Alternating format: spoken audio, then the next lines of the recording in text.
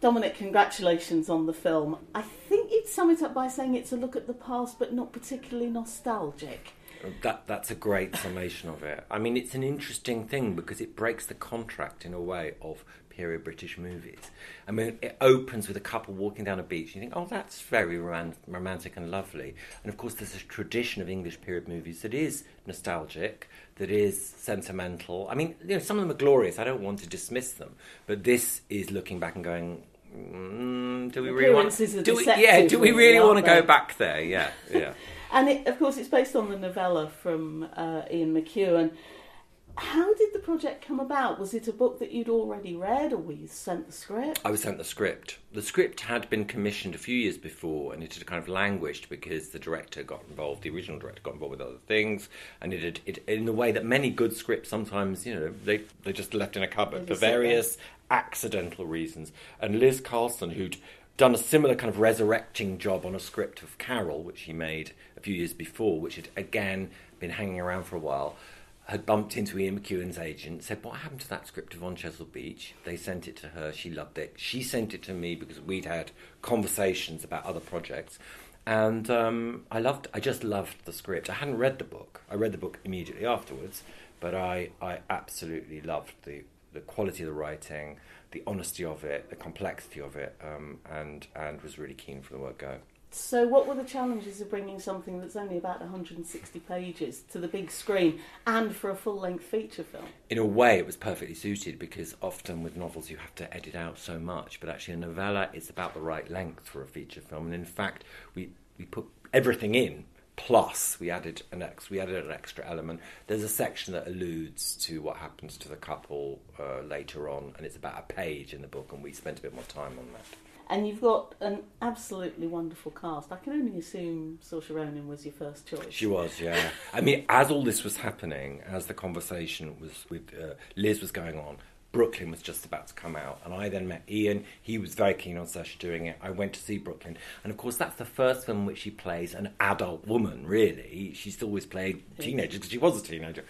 And I thought she was a revelation in that movie. I loved that movie, actually. It's a big, sweeping movie, in it's contrast to this one, which is a lot more intimate. Yeah, but you could see how complex she is as an actor and how open, and how she managed in that movie and in this one to keep a sense of the formality of the period whilst showing you someone who's very complicated underneath. And I thought, so from that moment, I really wanted her to do it. When we met, and she loves Ian. They worked together when she was a kid. She loves his work. She really wanted to do this. So we clicked, and it all took off from there. How did she and Billy build that on-screen relationship? I mean, with your background in the theatre, did you find you had to do a lot of rehearsing? We did some rehearsal, but we can't. One of the reasons we cast Billy was that there was a great chemistry there. We put them together on screen. Before we made the offer, and it was really, really clear that there was great chemistry there, and also that he had a similar ability to present you with someone who was part of that formal world of the early 60s, which in many ways emotionally might have been, the turn of the century, might have been the Edwardian times, because emotionally Britain was still, certainly England was still in that world of emotional repression, but also give you someone who's incredibly complicated under the surface, and the camera picks all that up. So they kind of clicked, and that's how we did do some rehearsal and talked a lot about the backstory and what was going on there. But they brought a lot of that to it themselves. They brought a lot of that chemistry to it themselves. There's a huge amount of detail visually in the film from the 60s and from the 70s. I mean, to be honest, I couldn't get that record shop out of my mind with the carry case with the vinyl and all of that. I thought that was wonderful. How did you go about recreating that period? I mean, were there any sort of personal memories that were sort of built in? Well, I mean, Ian, in his novels and the script, has a very, very strong sense of place. And actually, that record shop is based on a record shop in Camden Town that used to exist. And I used to go there. I grew up not far from Camden Town, and I used to go to that record shop, and I remembered the detail of it. But I think we both, Susie Davis, a brilliant production designer, and we talked about, I think often the past, again, gets slightly sentimentalised in design. And we wanted to show, the fact is, a family living in the early 60s, most of their furniture would have been bought 20 years before. So we tried to be as truthful as we could about what those worlds were. And those two characters come from such different worlds, such different families. One is incredibly controlled and ordered, and the other is totally chaotic. So we had fun with all of that. And Susie and her team were very detailed. We looked at tons of reference and tried to be as honest as we could. And I mean, I was born 4 years after this film was set, but I do remember, I knew that world of my grandparents, that horrible food at the beginning of the movie, that grey beef, dreadful tinned carrots. Yeah, right. Tinned peas. I insisted that they had to be tinned carrots and peas because I just remember and that. You could tell they were as well. And as we've said, it is a view of the past. It's not nostalgic or sentimental.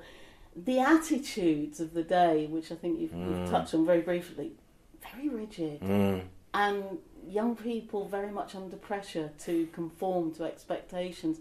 I wondered what you felt it actually said to today's audience about that particular period, the 60s and the 70s as well. I think, for me, the 60s was a really fantastic period because the 60s after this, when that kind of cultural revolution happened, because it opened up these notions of authenticity of the self.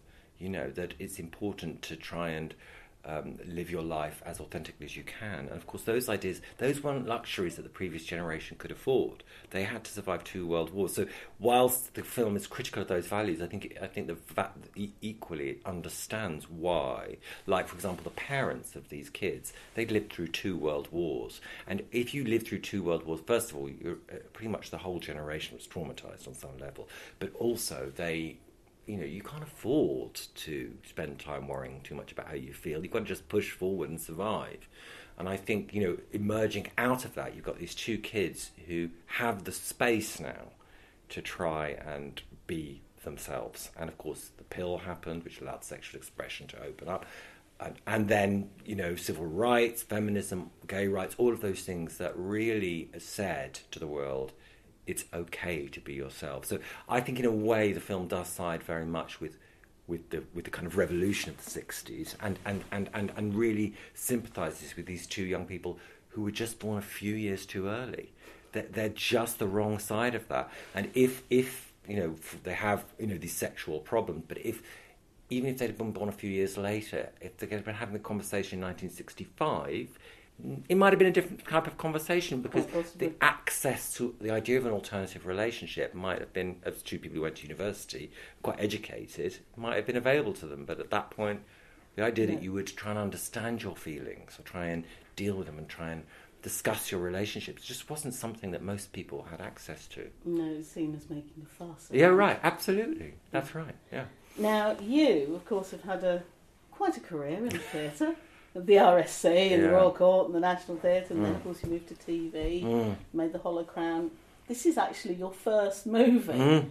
How difficult was it to make that transition from the stage to the small and then the big screen? I mean, the baptism of fire was doing the Hollow Crown because, I'd never worked on screen before, and there I was doing, the whole history of the Wars of the Roses in 6 hours with Shakespearean language. We had 6 battles, 4 coronations. It was an immense Nothing learning like starting curve. big, though. Well, it was brilliant because, obviously I'd done Shakespeare before, so that side of it I felt secure with. I had a lot of amazing actors, some of whom, like Sophia Conedo and Benedict Cumberbatch, that I'd worked with before, and I had a relationship with others like Judi Dench that I didn't.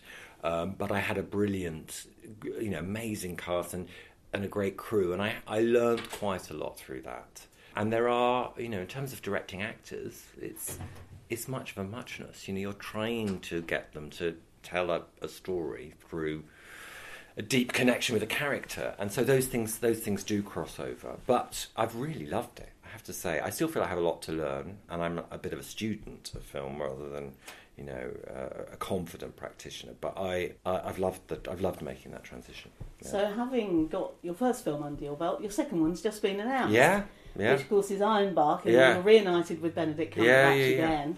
What can you tell us about that? It's a really brilliant script about a man called Greville Wynne, who was a kind of accidental spy. He was a man in his early 40s who was selling machinery around Europe and to the Eastern Bloc. And the CIA and MI6 wanted to find someone to bring some information back from Russia who was the least likely person for the Soviets to suspect, and he was. So he was someone that accidentally became a spy, but he ended up bringing information back that prevented nuclear war, because the information he brought back which he gave the Americans was that the Soviets were lying about how the scale of the nuclear arsenal they were taking to Cuba in the Cuban Missile Crisis, and that allowed Kennedy to second guess them.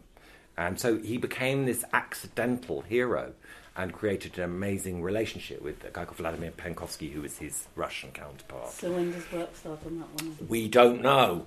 We're either shooting in the autumn or the spring. But Benedict's on board. We're fully financed, we're ready to go. So we're going to work all that out in the next couple of weeks. It's a great project. I'm really excited about it. So we'll look forward to that. Dominic, thank you very much indeed. Thank you. Thanks. Thank you.